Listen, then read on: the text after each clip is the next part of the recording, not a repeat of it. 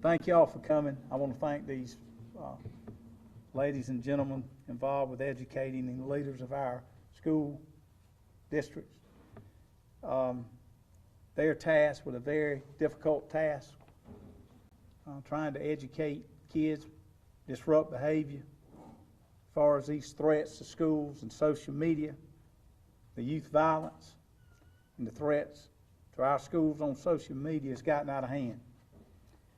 And I'm tired of it. Since SLED has sent their report out, I talked to Chief Keel a little while ago, had over 60 threats threatening schools throughout 23 counties since September the 4th. And guess what? We've made 4 arrests. Am I correct on that? 4 arrests, 5. We had the 12-year-old DJJ wouldn't take. That's another issue we're working at on. These teenagers are allowed to be out all hours of the night. The parenting is not there. Many of these kids, when I say kids, teens, we're dealing from 13-year-old to 15 to 16. They're armed with guns and commit drive-by shootings into the houses and cars to settle petty disputes among one another. Some say it's gang related. We don't. Some of them don't even know what a gang is at this point. Some do. But what it is foolishness. And making threats and violence threats to our schools on social media. We will arrest them. We will track them down and arrest them. These threats or any threat. I want to be clear. To the parents, if you allow your underage child to possess a gun, you will be locked up, both of you. I think that's clear. This is a message. I need your help to control your child. These are not parents. These are professional educators that run these schools, and they need your help. I need your help. The public needs your help with this. We have received a grant for these gun locks. Anyone wanting a gun lock, if you have a child or whoever in your home, come out here. We have these gun locks. Come out to the Florence County Sheriff's Office, 6719 Friendfield Road, to the front lobby, and we will have you a gun lock. And if we run out, we'll get more. I am not a social worker or a counselor. I'm the sheriff. I represent the law. I'm not the law, but I represent it. And where we are in this day and age with these kids, when I say kids, teenagers, we've had them from private school, we've had them from public school. And again, we cannot parent your child. That's not our job. It's not my job. I'm not going to cradle you. I had a parent yesterday get mad at one of my investigators. Instead of putting the blame where it's necessary on the child and holding their child accountable. You have these children, parent them. These people are trying to run these schools, and they do a great job. And I'm telling you, I wouldn't have your job. Everybody says, Sheriff, I wouldn't want to be in your shoes. No, I wouldn't want to be in these educators, these superintendents over these schools trying to keep these fools out of them. But I promise you this, to the citizens of Florence County and to these educators, these administrators, I'm going to put everyone in jail involved. Every single one. I don't care who you are, what you think you are, you will be incarcerated. To the end of this in Florence County. To the end of this in Florence County, this is going to stop. Parents are going to be charged if you allow your kid to take possession of a firearm, and if it's in your household, that's your problem. My job is to protect, our job as this office is to protect the children in these schools, and we're going to do that. I take it serious. I lose a lot of sleep at night because these kids and these parents are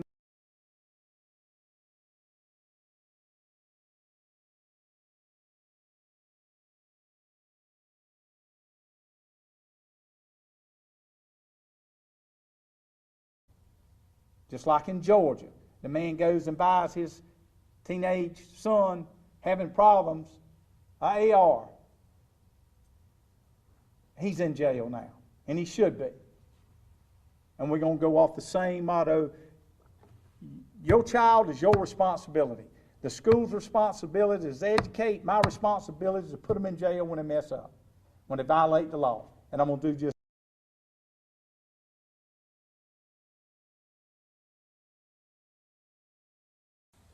Anybody got any questions? Sheriff, I don't think I've ever seen you as today.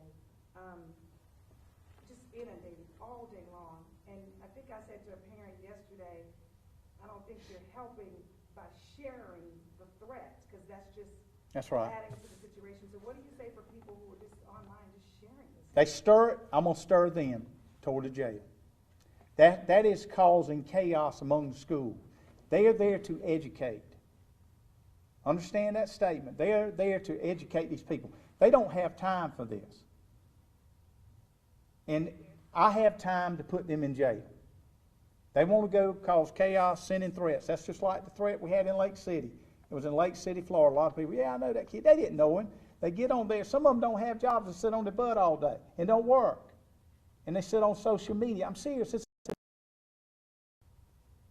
We're tired of it. I know these superintendents are tired of it. And my job is to make sure we keep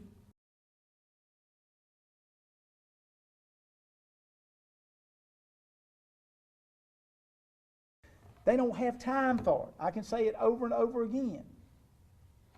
I'm done. We're not putting up with it. How big of an increase have you seen with these bomb threats from previous years compared to? It's not as much as the bomb threats in Florence County as it is the threatening, I'm going to shoot this place up. Then another kid, as we had, he gets on there saying, well, I'm going to count me in. He went to jail too. So in the past, I think 4 weeks or 3 weeks, we've locked up 5. So in all over the county, I think Greenville had 12. We had 5. So it's to the point, it's just growing with, okay, well, I'm going to make this little post so I get out of school. They go into jail. And can you briefly just walk me through, how do you then find that student? Do you go back to the social media? What's that process? We have a cyber crime unit that they handle that, and we track them down. So far, every, for instance, we had a 14-year-old, had a African-American with a gun. She was white, female, 14 years old, thought it'd be cool to post that. We tracked her down. I think it was, 5 or 6 hours later, it was, she was arrested at 3 o'clock in the morning. Am I correct on that, Captain? It's 3 o'clock, am I right? So we're going to find the cyber crime investigators. They do a great job. Actually, we've got a hearing on one today at 3. But accountability, we're going to hold them accountable, because the schools cannot function properly with this. And a lot of this is getting the kids get on the phone. Schools say, look, this is going on, shooting or whatever, and it's not true, but it's chaos. We're going to address those, and we're going to make the proper charges for disrupting school. These educators deserve the respect to being able to teach without disruption. And I was talking with one of the teachers and administrators. It's a sad day when we can't have a football outing without worrying about violence. Fortunately, we've got it covered here. I know Dr. O'Malley, Dr. Vince, Dr. Prosser here, they all have the measures in place to help us at these ball games. So the people we will have, I will say this, Dr. O'Malley's issue with school, you don't mess around there on that campus if you're not allowed there, and that's a good thing. So it comes.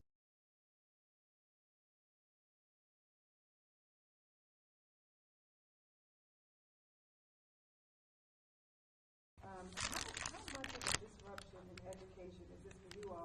you all know last week in Marlborough County, they had to cancel in-person learning for 2 days because of threats and do e-learning. Thought I'm out to get over. I would just first say that I've always appreciated the sheriff's ability to step up and support the schools. It's unwavering support to support all of us and to be good partners. But I would say I think the number one thing that's frustrating is the amount of time and resources that each one of these take, because we have to take each one of these threats very seriously. So the amount of time and resources that come out of the sheriff's office is less than they have to do what is their job of making sure our communities are safe. So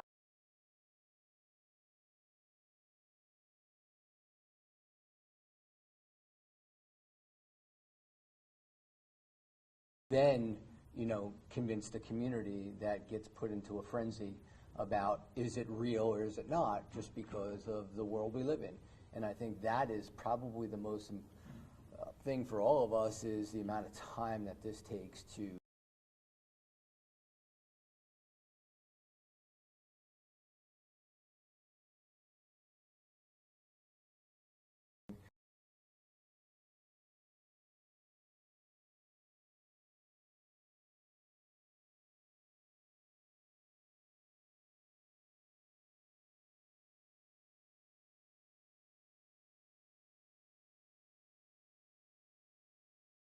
do it, but they do, and they are able to find it. So his words today that they will find you is absolutely accurate, and they have done that. So I again just would say I appreciate your support. Thank you, Dr. Mel.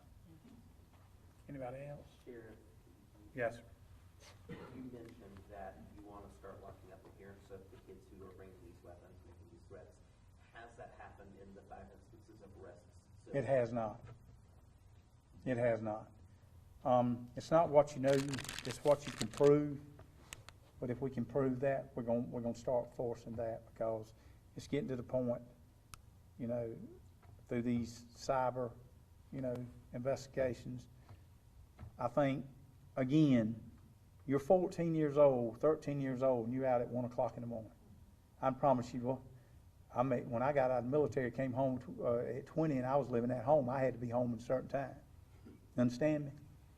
Because I was eating under mom and daddy's table. These kids, they're not parenting. So those are the ones I'm going to hold accountable. And you were 13 years old, you go out at 1 o'clock?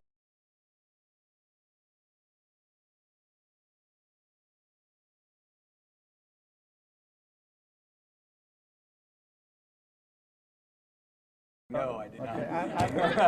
Okay, that's what I'm saying. Rollins did, but he's a narc, so he has to do that. Did you need it? Did you have something? Does the state have a law on the books that allows you to go after parents for Yes. not securing their guns? Correct, yes. And my lawyer's back there, he can tell you, which we discussed it earlier, he's the law book. The section for that, not securing the weapon problem. Once we got these come out, and we run out, we'll get some more. We got right at 100 right now, is that correct, Major? But, yes, ma'am. Could you just lift up the package and kind of explain in detail what all? This locks the gun where the chamber can't be utilized. Slides through this. It's like a big old bicycle lock, more or less. Would that be proper to say that, Mike? I said bicycle lock. That's basically what it is to me.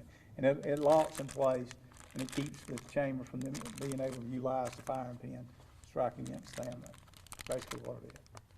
Proceed, sir. Yes, sir.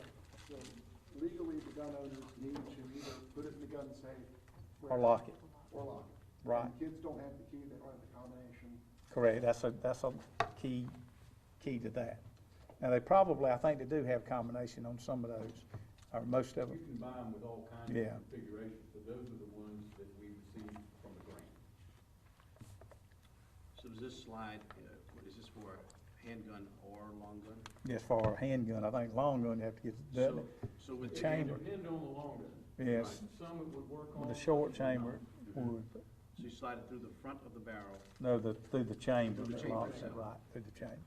Slide it down through the chamber lock. Got it. Sheriff, in what ways is the Violent Crime Task Force seeking to address specifically youth violence? Well, what we've hit on is actually the areas that the citizens of this county call and say that they've got a lot of, per se, gang activity. We work those areas. We try to cover the whole county. It's 804 square miles, but I think, Captain Rose, didn't we work Johnsonville, Lake City this past Wednesday? So we go all over, hit them at different times and different spots. Getting a lot of guns. We had, I think, 3.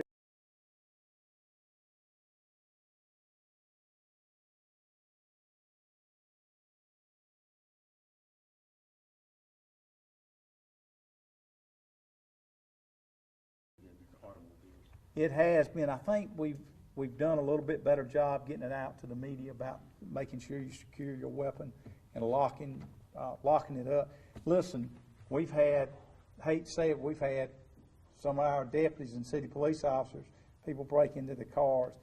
We had ours in a lockbox, and I don't think they got that, but they got some ammo and stuff. But it's very important to secure your stuff properly, especially these rifles and so forth. But that was a little bit, we hadn't received any more. We had a rash of break-ins. We locked those kids up for that, but, you know, some of the weapons we didn't retrieve. Sheriff, were the 5 that were arrested, have they been tied to any other crimes? No, ma'am, not that I'm aware of. They have not. Just actually what we put them in there for the school threats, and one saying I'm gonna join in, and then the white female posting an African American with an automatic gun, saying he was gonna shoot up the school, and we had a little bit different incident in the other parts of the county with just retaliation and so forth like that. And we had, you know, a 14-year-old killed. Whether that was linked to that, that's still an investigation. We made charges on that shooting. Are you all recommending to the State Department of Juvenile Justice that they detention for them? Because I think. Well, that's all we can do unless they decide to charge them as an adult solicitor. But so far, thank God, we've stopped it before, and the school notified us of the incident, so we could be very prompt with making those arrests. And I have to give kudos to Captain Brummels and Ben Price and us that night. We stayed out all night, 3 o'clock in the morning, to make sure we made the right arrest on that. And like Dr. O'Malley said, that people don't believe the man hours it takes to track this down and to work. I think Captain Brummels, we spend about 6 hours up here waiting for it to download to get us, and it's a timely thing. Man hours, and you're dealing with 14-year-old. Come on, man. Where's your mom? Where's your daddy? Be a parent, honestly. It's ridiculous.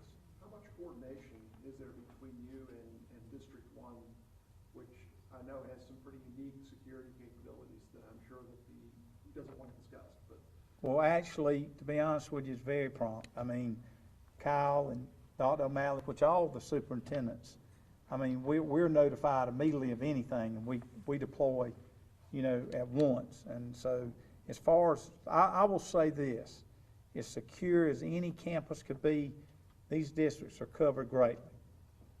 I mean, honestly.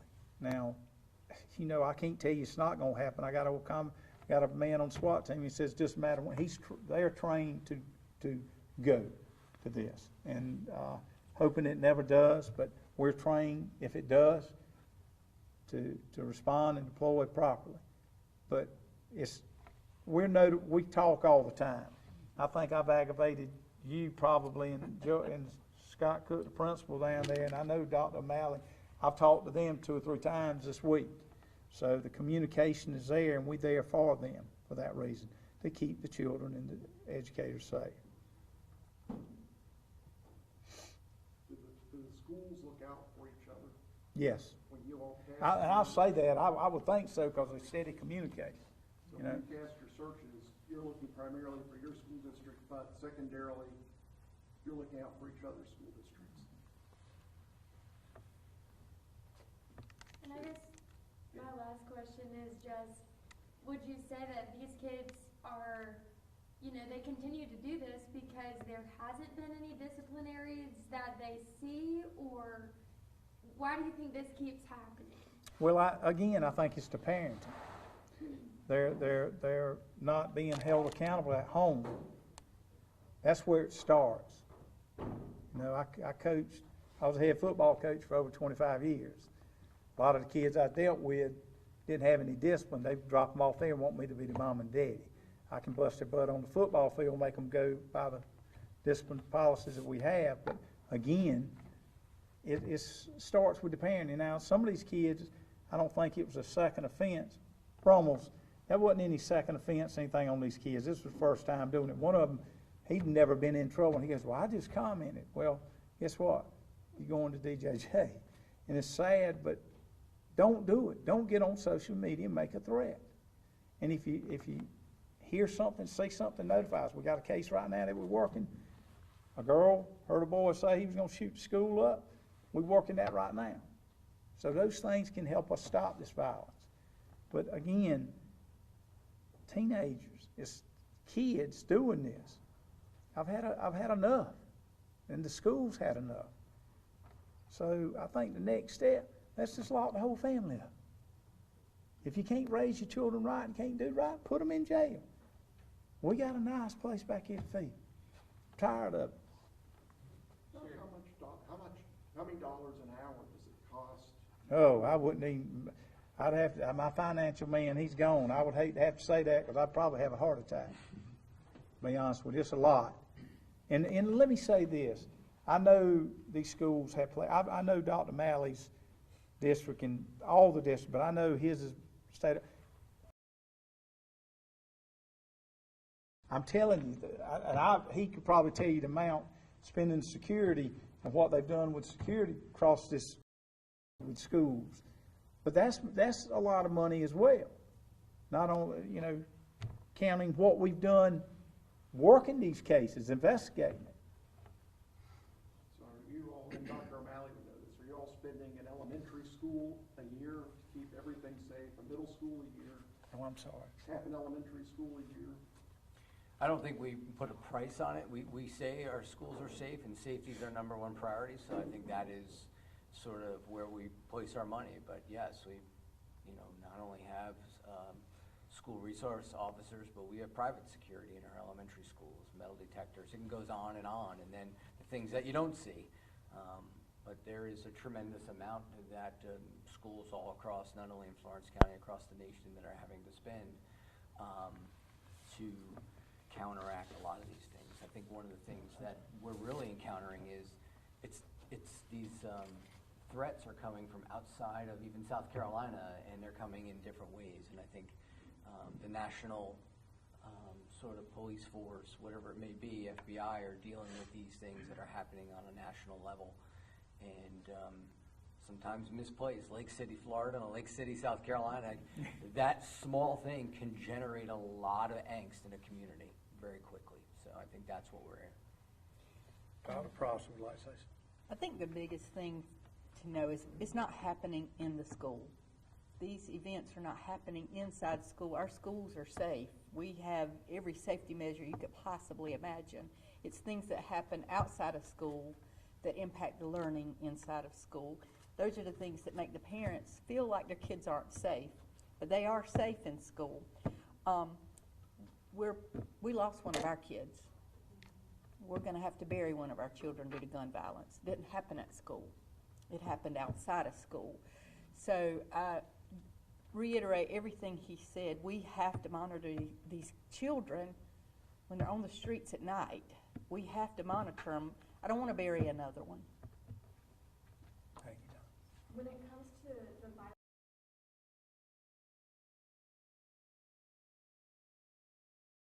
to keep them safe outside of school and not get involved in the violence. We're there for our parents. We don't have, per se, a program with the title, but we have opened up our school for them to contact us. We have mental health counselors. We're just ready to help our kids. But if we don't stop the things happening outside of school and we don't have parent support, the things that we do not, it's not going to work. How does Florence, I guess for two weekends in a row, looking back, had shootouts between teenagers? Correct. How does this play into, is this just notching it up, crank up the pressure one more? That's right. We doing measures.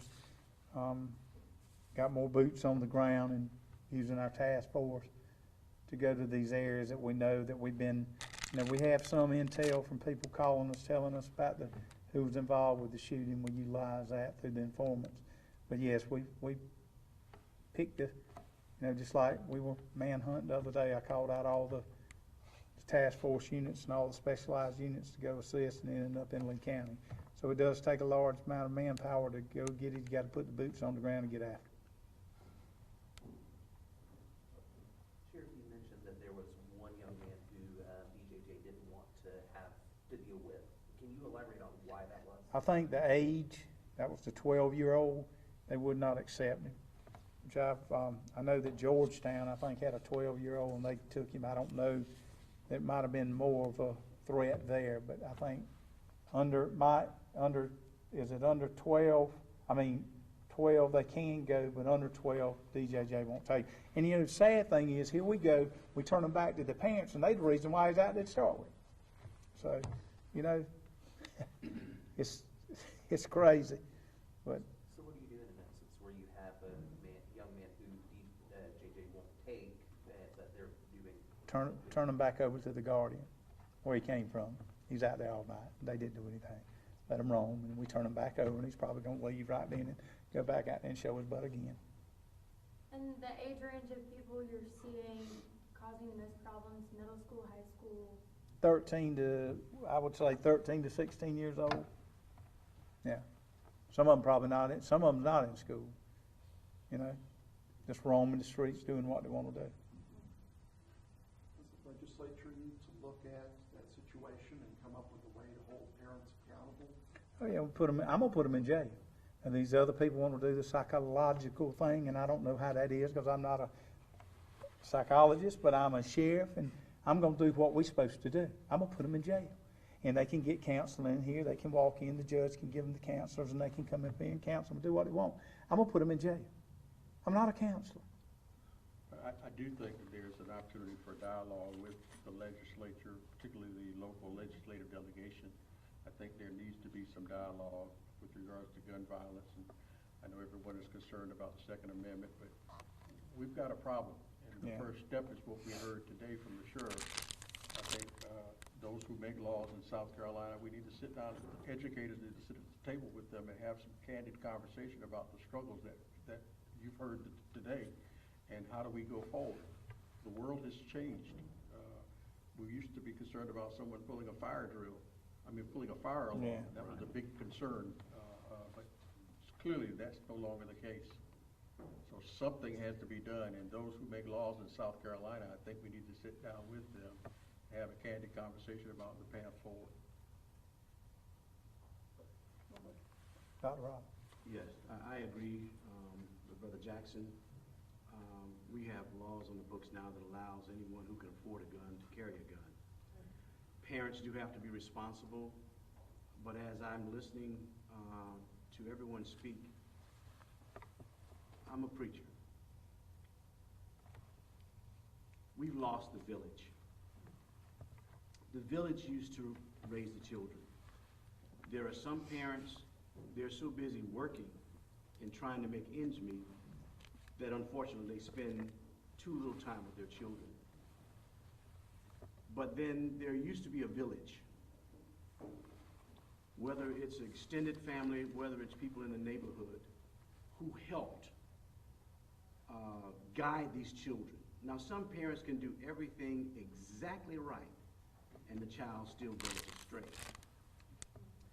But I think if we got the village back, it would help stem this tide, because it has gotten out of control across the nation. And when it comes to the small rural areas, it's beyond what we ever expected.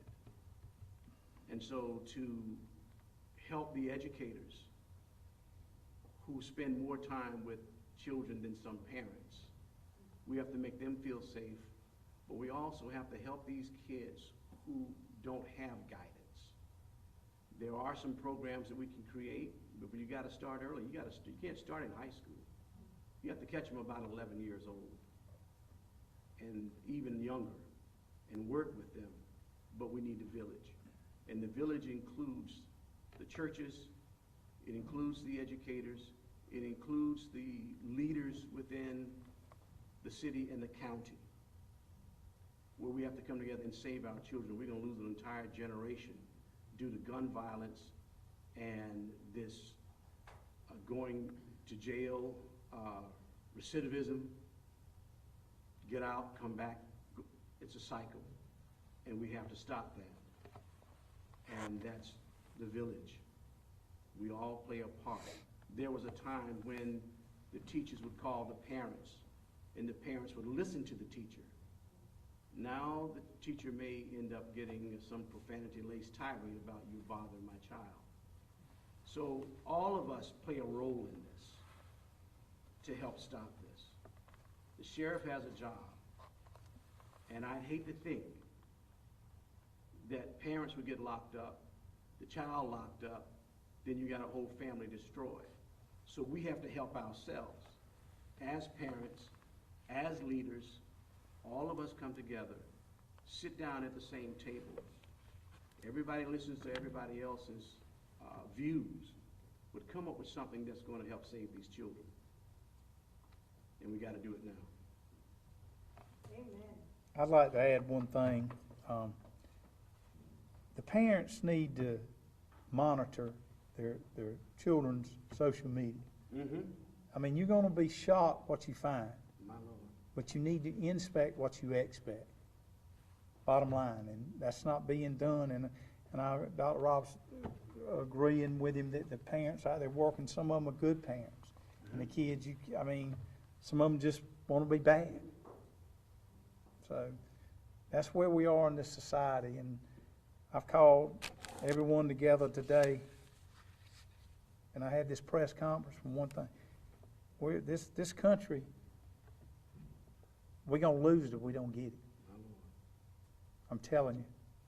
The school violence and these kids running rapid. You had them, raise them, hold them accountable. What role does cheap clinical guns play in this? Because 40 years ago, guns were expensive and scarce. And now, if I'm nefarious, I can go up to the mall, break into 5 cars and get 3 guns that I can sell for $20 a piece. Well, that's why Dr. Jackson asked the question about, we did have a string of that probably a year and a half ago, 18 months ago probably, and we locked those people up, and a lot of them juveniles, again, taking the guns not secured. That is a lot of where the guns come from on the street. And so, the way the law is written, the law now, they can carry it, and we don't have the right to stop them and say, let me check that gun. Let me see, we don't have articulating facts that a crime has occurred. You could carry a gun as long as I am. I can't say, hey, that gun's too long. You got to have articulating facts that you committed a crime. So those are the uphill battles that we're facing, and I don't think we've actually had any cases where someone was toting the gun legally that caused us any problem, but we've had a lot that didn't have business with the gun that will want to do criminal element, if you will.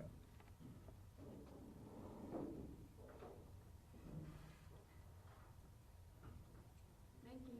Anything else that you think is important to add before we?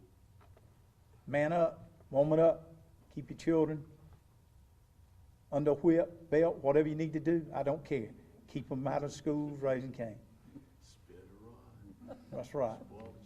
I'm just telling you, these times are bad, and these innocent kids want to go to school to learn, and these educators bust their butt day and night to keep the schools going. I don't have time for this, because when they call me, I get worked up, and when I get fired up, I don't like to get fired up, but when I do, I'm fired up about this. Don't lock them up for breaking out the belt, No, though. sir, we ain't gonna do that. Names so everybody can I know Dr. Stinson, and